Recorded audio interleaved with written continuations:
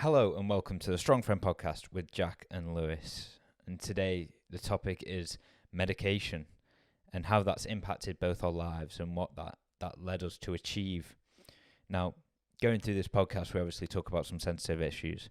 And if you are on some form of medication to help you out, please don't turn this off halfway through because you're getting angry and thinking they don't understand. Because we do, and we come to a realization at the end as well for ourselves. So give this one a listen and stick with us throughout the entire journey. Share this one with someone who possibly is on medication or is looking for a way to get off it. When you messaged me, I was like, he said like, oh, we'll meet in half an hour. Jumped straight in the cold shower. Yeah. Yeah, 10 minutes in the cold shower. In this room that I'm in now, this is where I used to sleep in it, like live in here, like, and it's got like an ensuite. So I set the podcast stuff up and jumped in the shower and just whacked it like straight on full, and I was like, like it's just crazy. Yeah, so I really don't know how you do that, man. It's unreal. It's such a commitment. it's like, I don't know. I feel like even that shower head, like I feel like me and the shower head are friends. Honestly, like I get in there, I'm like, yes, my old friend is here, and I'm back.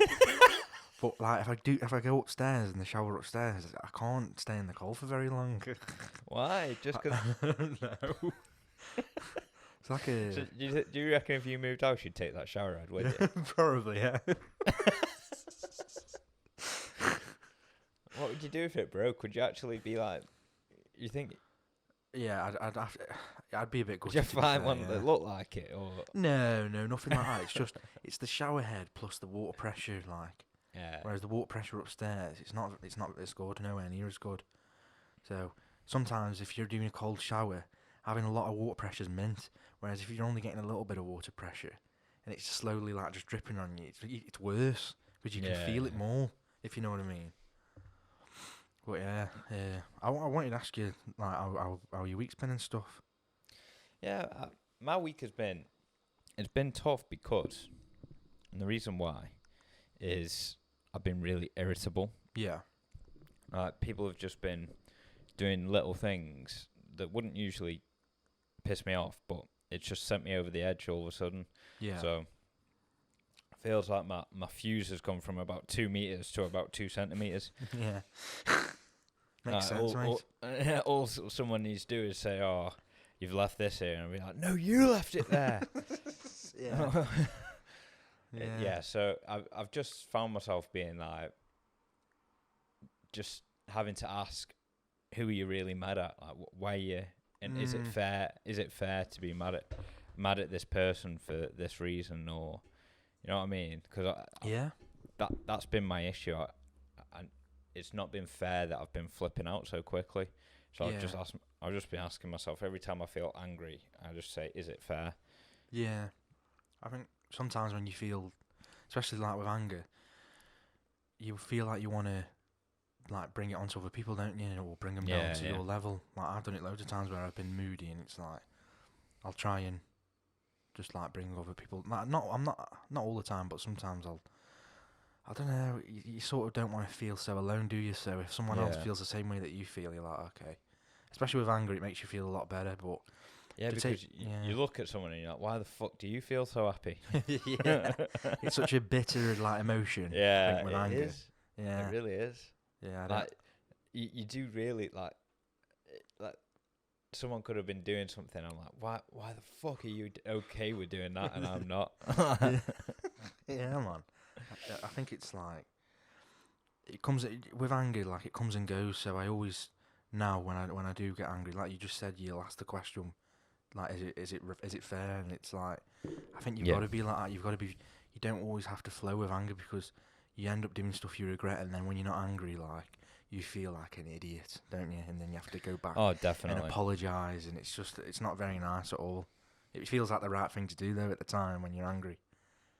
Yeah, they always talk about how anger clouds your thoughts, and mate, it does. The amount of things that I've smashed because of anger, And then afterwards, you sat there with like a broken something in your hands, like, why? What's Why like did I do this? What's like the most expensive thing you've ever smashed? Oh, a guitar. Fuck. A lot of people do with the guitar, and I don't know why. Yeah, it's when you're playing a riff and you get one note wrong every time, and it's always the same note. Yeah. It's do do do do do do do do. Thing is, when you break something like a guitar, because I think I've accidentally, well, I remember I threw my Beats at the wall. This was in Ibiza, like, probably about 5 years ago now. Because my brother was like, oh, the cleaners are here, wake up. And I was like, dead hungover, and I got my headphones and chucked them. And they snapped it off, and I was so gutted because it was like the second day of the holiday, and I was like, I can't listen to music now properly. and I was like, why have I just done that? Do you know what I mean? But I feel like back then, I didn't realise that you don't necessarily have to flow with anger. Like you don't have to let it dominate you, and you know that because of that question that you've just said shows that you instinctively know that like it's not necessarily the way that I'm thinking right now isn't necessarily the truth. Yeah. But I think back then I didn't really know that. So I think when you build the sense of self-awareness that we've built through various different experiences, then yeah, you end up just becoming sort of a lot more mindful, don't you? Especially with like meditation and stuff. It's hard not to sort of become mindful because when you're doing meditation, the actual practice, that's when it's actually most important, is when you're feeling angry, do you know what I mean? Because that's where the proof's in the pudding. That's the boxing ring, isn't it? Yeah, it is. Do you know what I mean? When you're doing the meditation, that's like the hitting on the pads or the sparring. But when you're actually in the boxing ring, that's when you're angry, and that's when that it is what I've been doing, working, and is it going to work, sort of thing. So yeah, man. Well, so the things that we're talking about now is obviously very far along the line in what we've learned about when we've been angry or when we've been down or something. Yeah. So, in order to get where we have been now, we all obviously started from one place and tried different things to get us to where we are now, and it blends in with this week's topic, which is medication. And when I first started letting anger like control me and do these things like smashing my guitar, and I used to just kick like anything that I could, like anything that I thought was semi-breakable. Yeah. I just put my foot through it. Yeah. I can relate to it, man. I know what you mean. And one of the first things that I was offered when I was going through this whole anger, this depression, when I was a lot younger, was medication. That is what I feel like a lot of people's first steps or first solutions are. Is the doctors offer them, well, would you like some antidepressants? Yeah. Or would you like some beta blockers? Or would you like some anything like that? Yeah. Yeah. Well, so I was going to ask you, when were you first offered an antidepressant? I was first offered an antidepressant when I spoke about having a panic attack at work, which was 2016, 2017. Yeah. So I was obviously went to the doctor after, and like they don't even like. I'm just gonna say how it is. I felt like I wasn't even checked up on. Do you know what I mean?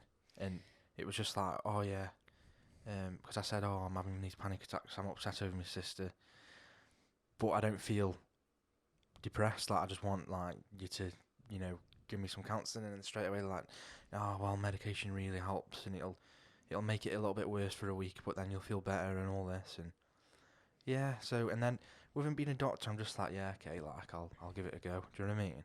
And yeah. On the other hand as well, I really wanted to say this about medication. I don't know if you know this, but I suffered with migraines for like over 10 years. Well, it's over 15 years really, like chronically. Have I ever told you that? Yeah. And I'd always get it to the point where I'd have like the flashing lights before, and as soon as I don't know if anyone's ever had migraines or a few. Have you ever had migraines? No, mate.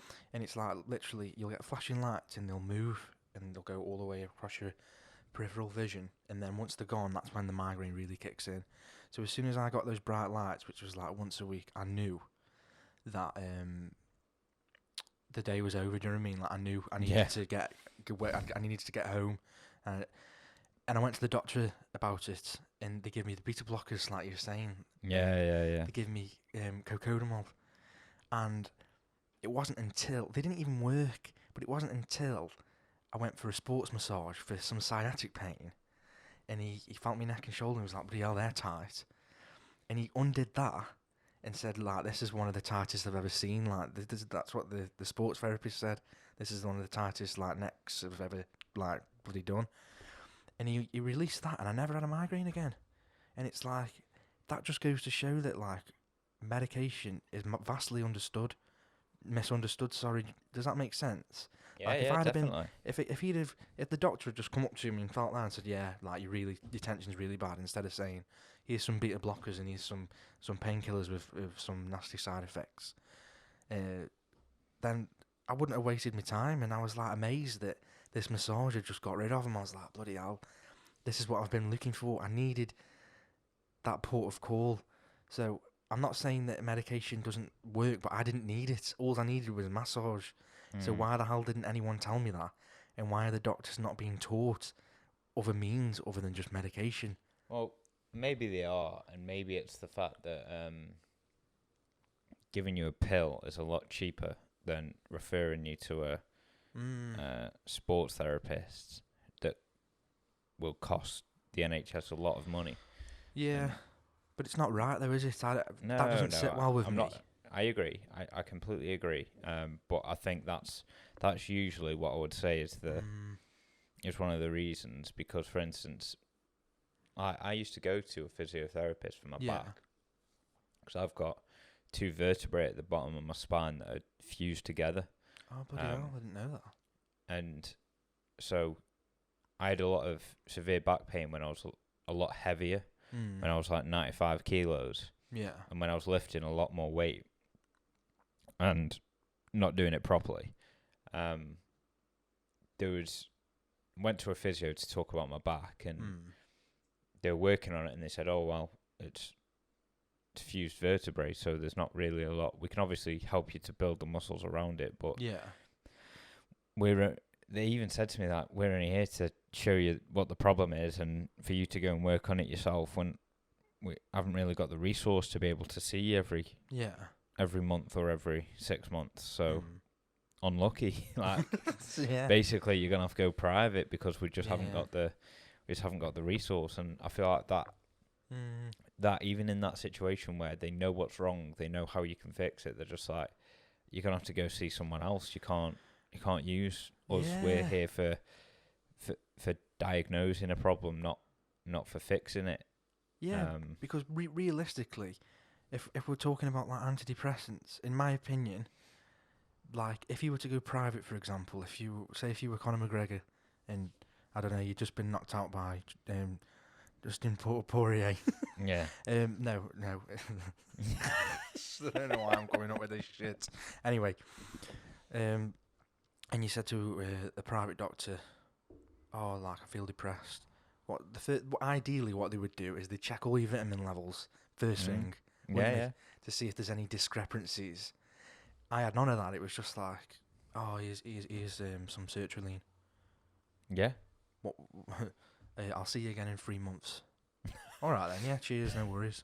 Thank you. So that was very similar to Elmar. So I had 2 experiences with going on medication. One was when I was 16, which is very, very young. So they were actually a lot more. I was either 15 or 16. Either way, I remember it being a real big issue for the psychologist to give them to me, because there was I can't remember fully, and I'd have to go back and properly try and think about it, but there was some issue with my age and how I was very young to be put on antidepressants, and usually they really don't offer that unless it's severe. And so there was a lot more care taken when I was still in the back end of high school and college. Whereas when I was at uni, when I had that massive relapse, Yeah. I just went straight to the doctors and I said, look, I've had antidepressants before, and I didn't really find that they worked, and they just instantly gave me a new one. Like they didn't even question, send me to anywhere. They just instantly referred me to a new antidepressant. Yeah. They pretty much go down the list with them, don't they? Yeah, and it's crazy how as soon as you've been given that, open that gate, open that door, yeah, the list is long, and you can be on every single antidepressant there is, because it's very much an easy solution, but it definitely is a temporary one. Yeah. That's what I don't think they tell you. They don't really tell you that, okay, this is just for now while you collect your thoughts. Yeah. But ideally in 8 weeks, we don't want to be seeing how you are on it. We want to see how you are getting off it. Yeah. Yeah, they don't tell you that bit, and there's a No, lot of, like, it's not just simple to come off. Like, it took me like quite a few months to come off, and then I spoke about it with you, like, and I was like, I have days where I was like, oh, I'm gonna have to take it again now. Like, I can't. These withdrawals aren't very nice, sort of thing. But I don't think there's like much of a scientific understanding of, like, again, like I've just said to you about checking vitamin levels. I'm not saying that antidepressants It's because it's expensive, man. It's because it's expensive. That's why. But like, we're sort of growing into the idea that, oh well, if I'm ill, I'll take this pill. You know what I mean? It's a pill for everything. Everything in life is a pill, and the body's actually got its own wisdom. But we're not taught that at all. And yeah, like they don't say to you, right. One thing that I learnt off a podcast was the fact that the gut biome and the gut controls so much of your mental state, and it controls so much of your ability to process emotions and your ability to fight off disease. Your gut is actually like a second brain, and you're not taught that. And when I first went in, I was eating shit, or I wasn't eating. It was either one extreme or the other. And if they said to me, oh, well, actually, your gut is like a second brain, so why don't we focus on your gut first, and then we'll move up to your brain, rather than giving you a pill that directly affects your brain. yeah, Let's clean your diet up. Let's give you some good foods, good solid foods, some fruits, vegetables. Keep a food diary for 6 weeks. Come back to me, and then we'll talk about the next step. yeah, because that's not even the issue. Like, it could just be the gut. Like, it might not have anything to do with the brain chemistry. Off balance. Yeah, exactly. Your brain could be just because your brain, if your gut isn't working properly, your brain isn't going to work properly. That's that's fundamentals.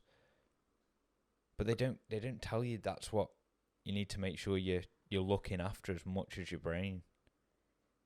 100%. Like, this is why I keep going back to the vitamin thing, because I've got personal experience where I was on sertraline, and it wasn't for me. Like, I felt very resistant to it, but I don't really think it helped me. Like, and the type of person that I am, do you know what I mean? Like, but I had like my vitamin levels done, and I was very low in magnesium and very low in vitamin B12, and then I looked it up, and like, it's literally I remember talking to you about B12. Yeah, but it's literally like it's like causes of depersonalization, and it's like no magnesium, low vitamin B12, high muscle tension, stressful life, and I was like, fucking hell, like, no wonder where this is going on. Do you know what I mean?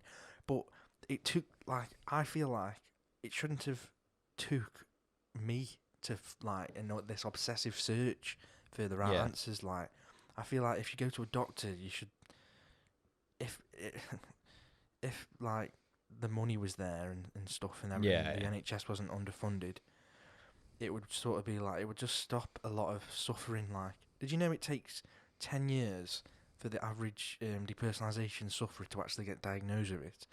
And that's because they're not getting, first time they're getting given antidepressants, it's not until they keep going down and down and down the list that's where they eventually get to. Do you know what I mean? Yeah. Whereas with me, I was like, I'm not waiting that long. Like, my mind needed answers, and I was like, I'm going to search for the result. I'm going to search for the answers, and I did, and I found what I was looking for. But it's just a shame that some people, what could have been sorted out in just a few months, have waited 10 years. Do you know what I mean? And all because of lack of scientific understanding and pushing sort of Well, that's the thing. pills. I don't think it's the understanding, because I think they know it. I think they know it deep down. I think they just That makes it even can't. worse then. Yeah, I know, but I just Yeah. don't think they can. I just don't think they have the.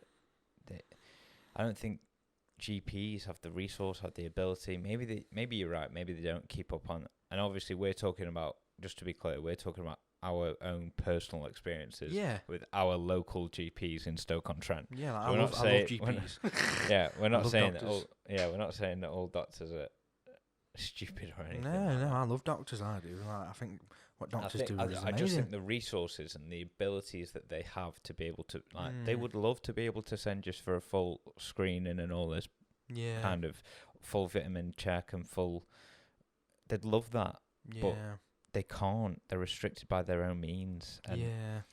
and that means that the first thing they'll say is, right, fluoxetine. Yeah, fluoxetine.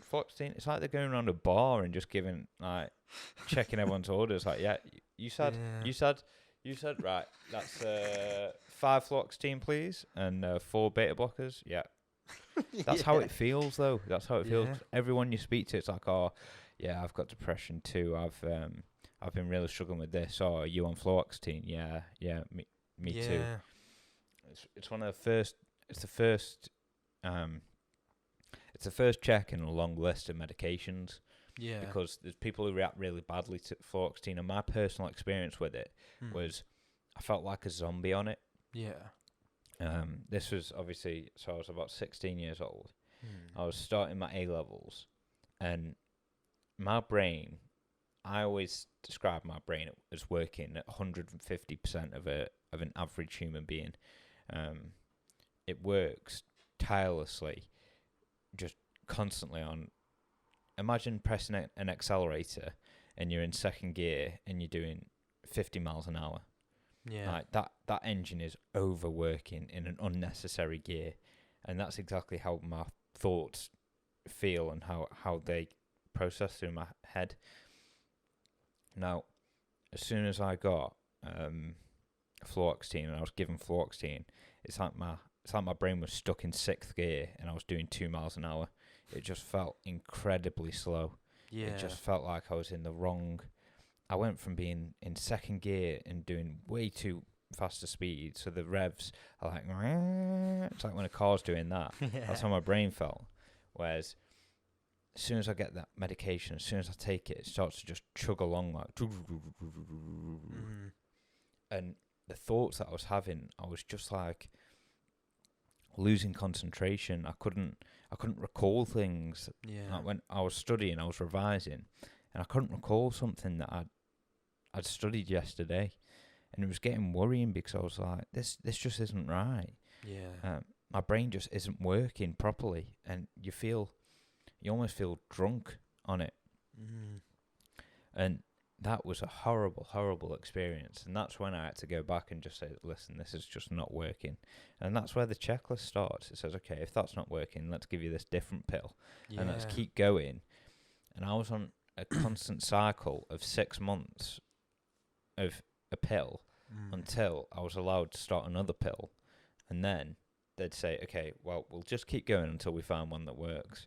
It should never be like that. It shouldn't. And if you when they give you the fluoxetine, and you open the box, and you pull the piece of paper out, and they've got this long list of possible Could cause death. Yeah, and I was reading that, and I was like, "Fuck, I don't. What am I like?" It was like mania, and then I took it. I finally got it took me when I got the fluoxetine, it took me like 2 days to get the courage to actually take it. And then as soon as I took it, I was like, "Oh, like, am I experiencing mania?" And then I was getting anxious about that. And before I know it, I was having like a fully blown panic attack. Like, what?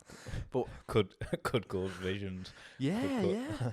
And I was like, proper, like, for me, what I want to say is that, and I was on antidepressants on and off for 2 years probably. I think that's how long, and I've probably tried 4 different ones, like fluoxetine, Prozac, and sertraline. Most people do about 4. Most people do about 2 years and 4. Yeah, I've tried benzodiazepines as well.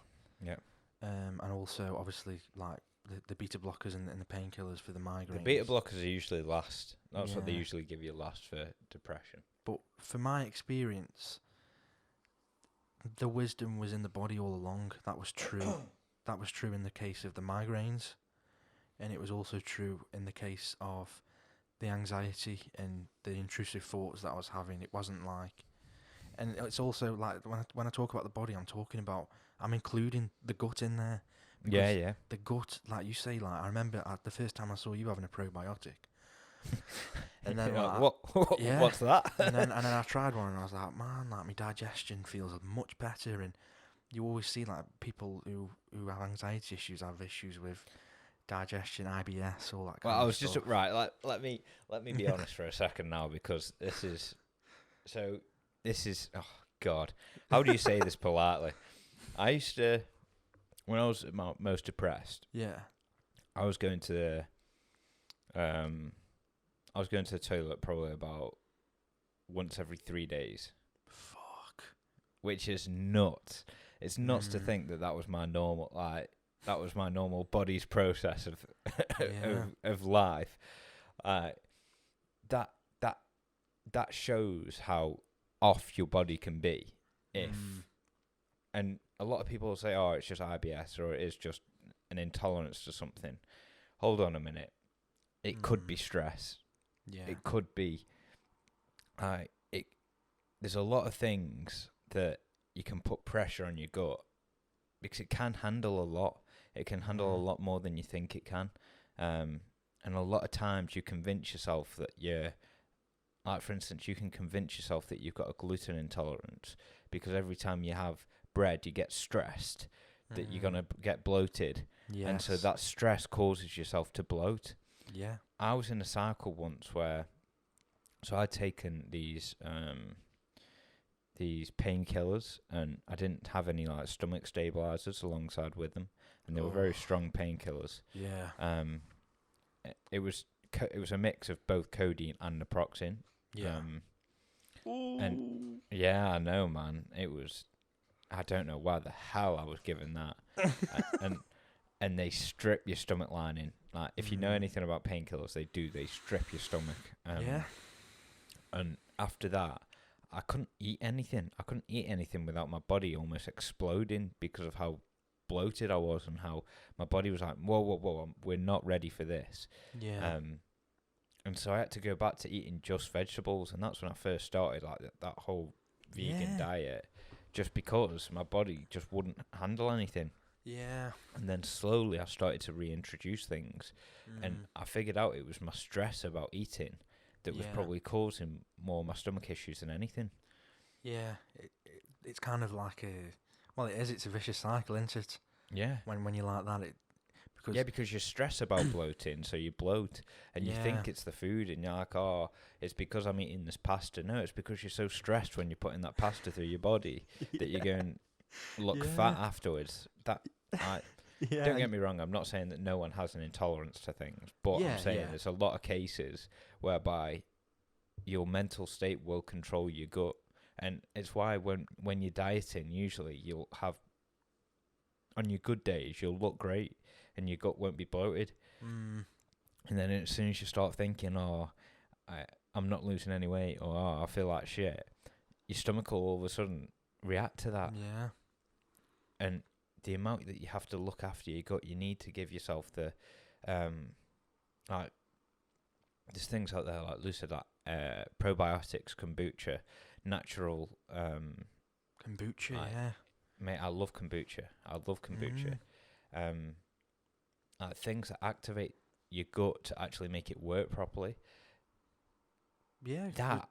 That for when, they should tell you that. They should really, really tell you that when you start taking your. Yeah.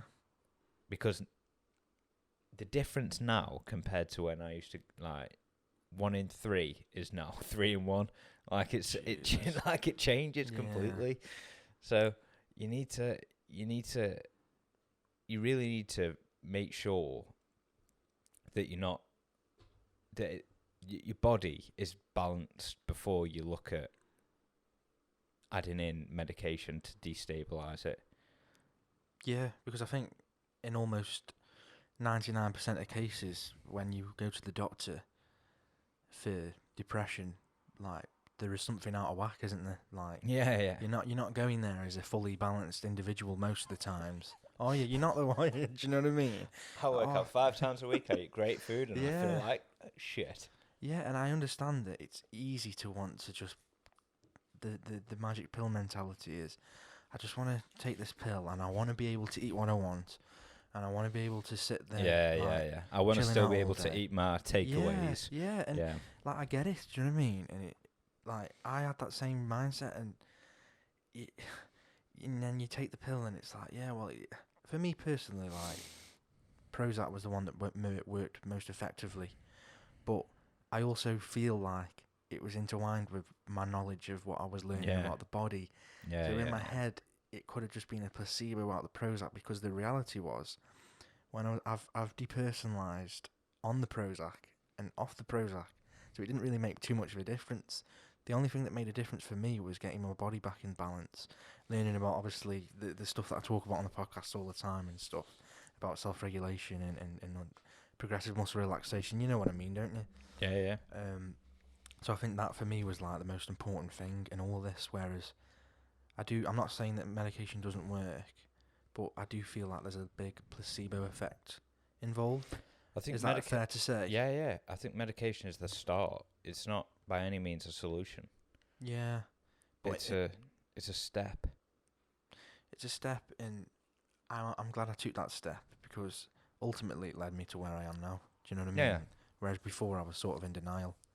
Yeah, don't get me wrong. I'm glad that I took medication in the first place because it taught me to.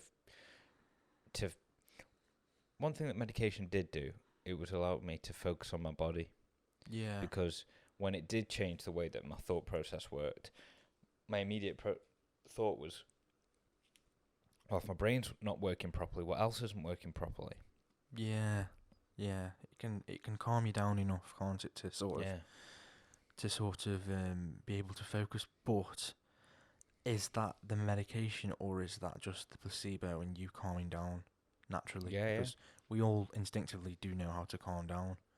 And at one point in time, if you were speaking to Lou 3 years ago, I'd probably be saying, no, Jack, you're wrong, like medication's really, really good. Whereas now, I would say that I feel it should be the last call of protocol. Do you know what I mean? I feel like there's so many more things that you can do before that isn't going to have horrible side, like exercising. You ain't going to have horrible and I'm not saying, by the way, if you're depressed, exercising it'll go away. Before, if anyone takes that out of context, that's not what I'm saying, because I did a lot of exercise and it didn't go away. But Yeah, I am guess. saying that there's a lot of stuff like for example, like yoga, and just sitting with an emotion long enough to figure to figure out what's going on, or to figure out what's going on in your own head. Do you know what I mean? Like, actually, there's a certain element of processing, and it takes time. Sometimes it's okay to feel like shit and to sit there and be like, right, okay, I need to cry. And for when I was on antidepressants, I couldn't really cry, and I told you that obviously I always used to cry, and I liked that because it released a lot of emotion. Whereas when I was on the antidepressants, no matter what, I was like, I can't cry here. I want to be able to release the emotion. Well, I guess playing devil's advocate, right, to what we're both saying. Yeah. Let's if I was to never have the fluoxetine that slowed my brain down, that made my brain feel like 2 miles an hour. Yeah. Maybe I never would have focused on other means as much. Definitely. So, for instance, and the way that I say that is, let's say the doctor did say, right, clean up your diet and do some exercise. Because my brain was still going that fast, and because my brain was still in second gear doing 50 miles an hour, maybe I wouldn't have been as responsive to it as when I was slowed down. Yeah. You know what I mean? So maybe there is... 100%, yeah. Maybe there is. So I always used to say I'm glad I took it as the start, but I think there must be better ways, because it's so bad. The negative effects far outweigh the positive effects. Yeah. But maybe there is positive in it, because it did slow you down enough to focus on other means of improving. Yeah, well, that's what I'm trying to say. Like, Yeah. if it was the case that, yeah, let's just say if it was the case that it was all positive and there were no negatives, then I would say like take it. Do you know what I mean? Because Yeah, yeah. there'd be no negatives. But the very fact that you're taking something for that let's be honest, like you don't really know, like for me personally, I'll talk about my experience because obviously I don't want to like upset anyone. But for me, like I didn't really know why I was actually like feeling so anxious and depressed. Like, was it my brain chemistry or was it the fact that I was completely out of tune with my body? So I was depersonalized. I wasn't eating well. I was stressed. I was grieving. All these lists of things go on and on and on. Do you know what I mean? Mm. Whereas sometimes to just go in the room and say, right, okay, have this medication. I the way that I think, like I wanted more than that for me personally.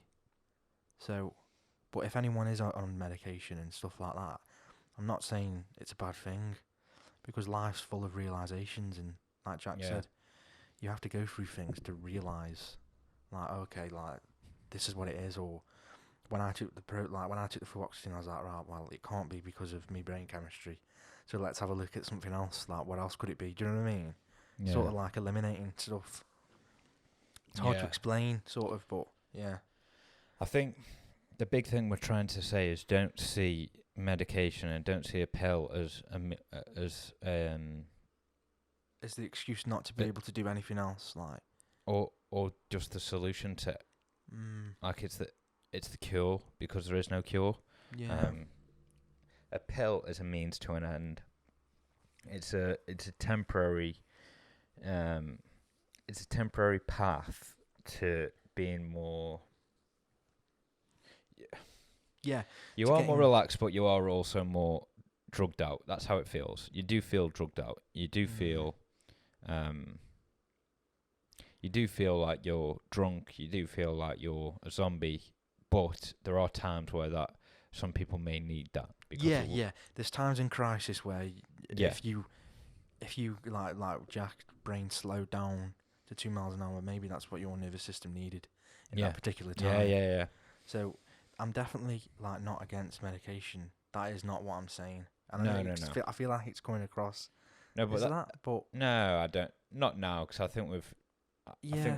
I think we're explaining our points better now. But I'm literally talking from my own experience and obviously now my opinions on what I've got. But it's not like I'm not gonna like. There's no reason for me and Jack to sort of sugarcoat what our experiences have been. So like it's not like if I was to listen to this, if I was to listen to me now 3 years ago, it would have offended me. Which I don't think it. So I think the big what we're trying to say is we're happy that we took that step. We're happy that we've done it. However, we think it could be better. Yeah. We're not saying that the process is perfect. We're not saying that you should be able to just go to a doctor and get a pill like that. We're saying you shouldn't go to a doctor and the first thing they offer you is a pill. It shouldn't be like that. You shouldn't go to a doctor and they don't offer you the next steps when the medication isn't working. We're not saying that medication never works. We're not saying that medication is completely wrong. What we're saying is there's alternatives out there, and medication is not the pill to defeating mental illness. And that's why it goes back to sort of like the story that I gave you about my massage. Do you know what I mean? And like it's not that cocodamol does work. But the fact of the matter is, I didn't need it. What I really needed was for my tension to be released in my neck and shoulders. The depersonalization went down drastically after that one session. My vision improved after that one session. When I took cocodamol, it was like, oh, fuck, I need to go sleep. It wasn't necessary. It would have been necessary if I was having my leg amputated or something like that. Yeah. But it wasn't necessary. So that's what we're saying. And I think that's a good message, to be fair. I think it is a good message. I think it shows that just because medication doesn't work doesn't mean that you need to try a new one. It means that now's time to start looking at your diet. Now's time to start. You know what I mean? I think the biggest problem we had was the fact that we were just given new ones rather than saying, "Oh, well, try this massage," and the fact that we had to find it ourselves rather than someone giving us that guidance. Because it's all well and good looking back on it and saying, "Yeah, I found all this shit out for myself, and I helped myself out of this rut." But we're saying that the process could be improved so that you don't have to do it yourself.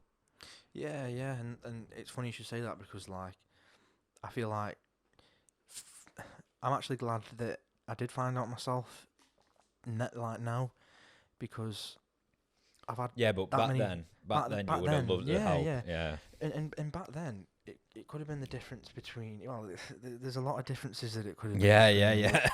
And do you know what I mean? And I couldn't continue to carry on living like that. I couldn't. No. So I feel like I needed a lot of guidance, and in that respect, I suppose that's why we're doing the podcast. I suppose when I have kids, I'm going to make sure that I pass down the knowledge that I've got to them about, do you know what I mean? And about, so they don't have to sort of shoot in the dark. If that definitely. makes sense. Yeah, Definitely. I think it's tough. It's always tough talking about medication because there's so many people who rely on it as an answer, and we're not trying to say that it's not the answer. We're not trying to say that what you believe is completely wrong. We're trying to give you our experiences, and maybe some of you will have experienced the same things that we did. And if you did, we're offering you our thought process on it and how we got around medication and how we started to wean off it and how we started to get off it, because that's a real tough process. That whole withdrawal symptoms, people convincing you that you need that pill to be happy. I've spoken on a previous podcast about how someone used to say to me, "Oh, have you taken your happy pill today?" You don't need a pill to be happy, is what we're trying to say. But it's also not a bad thing that you're taking it right now. Yeah. So that's how I would summarize what our message on medication is. Yeah, 100%. In that withdrawal phase, I don't feel like that no one teaches you that either. And I'm not here to talk about what people should and shouldn't do and all the rest of it. But for me, it was once I was on them, I think I needed the knowledge, what I've got now, to sort of get off them. Do you know what I mean? Otherwise, I wouldn't take it for a day or two, and then I'd freak out, and then just jump back on it. And like I've seen, like it's crazy because there's so many people on medication as well that like you don't realise. Like I was watching a Jim Carrey interview, and he was saying he was on Prozac for like a long time. Yes. And you think like it's not like mental illness doesn't discriminate. Like you think Jim Carrey, like you immediately think of laughter, don't you? And like bloody hell, he's probably one of the funniest people alive. And like you'd think that would be the happiest person alive, but no, it's not true. This is the thing with people like that. Okay, so with people who we look up to and like, how can you be depressed? Those people, in order to create the things that they're creating, in order to be that far ahead of all the rest of the actors, of all the rest of the musicians, in order to be that far ahead, your brain has to work in a different way. Your brain has to work faster. It has to work more creatively, and that has its pros and its cons. If your brain is working faster than everyone else, you do better at school. You're more creative. You can write a song a lot faster, and you can bring this joy to a lot of people's lives. However, there's the dark side of that obviously they're not going to show you. If your brain I love what you're saying, man. I'm in love with that. if your brain is firing off these creative, like if you're always the funny one, if you're always the creative one, your brain is brilliant. It can do things that no one else's can, but it's also incredibly dangerous because it can take you to places that nobody else has to suffer as well. And if you look at Jim Carrey, you look at his artwork, and if his artwork can speak to you, like usually his artwork can speak to people who have suffered through depression and depersonalization, because your brain can work in a similar way to his, and you can see what he's trying to like what he's trying to Articulate just like. articulate exactly Mm. exactly with his art. I think it's so important to say that these people, no matter how creatively brilliant they are, they have these struggles as well. And he needed that medication to control his lows, Yeah. to make sure that he was able to not fall into them too Yeah. much. Yeah. It's that interesting that, like, obviously, like that's why I was, when you were on about that then, I was like, yeah, like, when I was, like, really anxious and depersonalised and I was on holiday and I was thinking all these intrusive thoughts, I was just, all I wanted to do was just be like, I just wanted my mind to just slow. Like, I wish it wasn't. It's so creative, and Exactly, like you say, it's too it's creative. amazing. But then like creativity is amazing. But then when it turns into the darkness, it's like the creativity that you can make and create, and you can pretty much create like a complete dark world of your own. And man, like, that's a scary place. I always say to Lou, we always have the highest highs and the lowest lows. Yeah. It's like it's just like everything's turned up. Mm. Everything in your brain's turned up. So Yeah. it's brilliant that you get this good side of it, where you get the extra speed, the extra creativity, the extra thoughts. But there is a negative to it as well. There's always people who say, "Oh, you're so smart, you're so brilliant, but you also don't forget these people who are so smart and so brilliant that they have such a brilliant mind. It can also swing in the. It's like Newton's cradle. Mm. If you just see that positive swing, that's brilliant, but they see the negative swing. Yeah.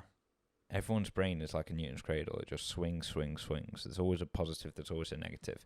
And the higher that ball goes, the more, let's say the more genius you are, for instance, as an example. Some of the people who were the most genius people in all of history, you look at them and you think, oh, actually, they're a bit of a weirdo. Because they've got that negative swing. Like, they've got the... Yeah.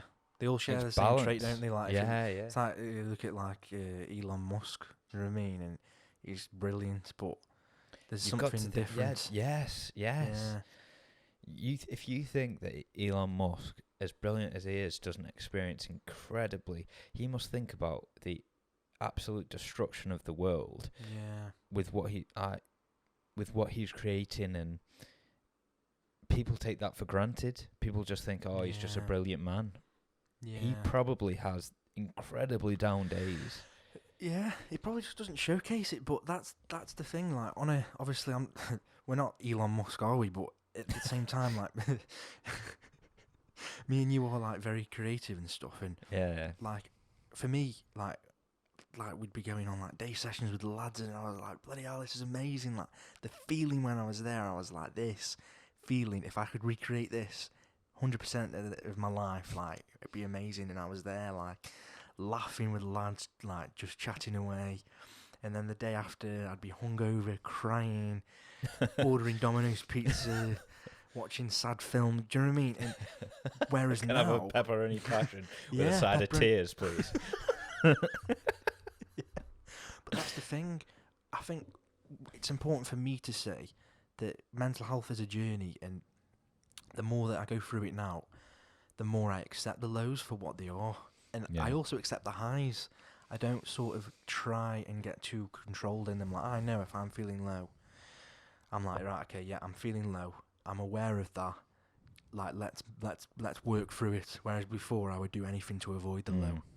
And I think there's a certain element of experience to... Because, like, when you first experience any sort of mental health issue, you will turn upside down, isn't it? Yeah. Whereas 5-10 years down the line, like, your sort of coping mechanisms and the way that you approach it is different, and stuff doesn't catch you off surprise. Like, I can have an intrusive thought now, but because I've, like, sort of been able to deal with them in a good, positive way, or because I've had the most darkest thoughts, there isn't really an intrusive thought that can throw me off. Yeah. Does that make sense? Yeah. Whereas before, when I sort of didn't really have any intrusive thoughts and they first started coming in, they'd throw me off because it wasn't really a part of my, like, normal consciousness. So I just think it's important to say that, like, the more that you work on yourself through whatever means whilst you're on medication. That's what I did, isn't it, really? Yeah. Worked on myself whilst I was on medication, and it worked for me. So it's pretty much, you can do whatever you want to do, pretty much. But you get what I'm trying to say? Yeah, though, I like, do. And I think that's a great way to end the podcast. This is what worked for us when we took medication. We felt that it was a gate that unlocked the door to multiple different ways that we checked in on our body. It wasn't just a solution. It was an opening. And if you can see it like that, and if you can have the ability to say, okay, well, this is what medication is bringing me for now, let's see what we can do to get better, then I think you'll get somewhere really, really soon, and you'll have a brilliant awakening. And you won't rely on them forever then. And you won't. You won't.